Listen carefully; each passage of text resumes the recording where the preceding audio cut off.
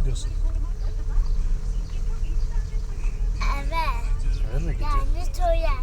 Köye mi gidiyorsun? Buraya mı? Düz gideceksin babacığım. Orada ev var. İkisini.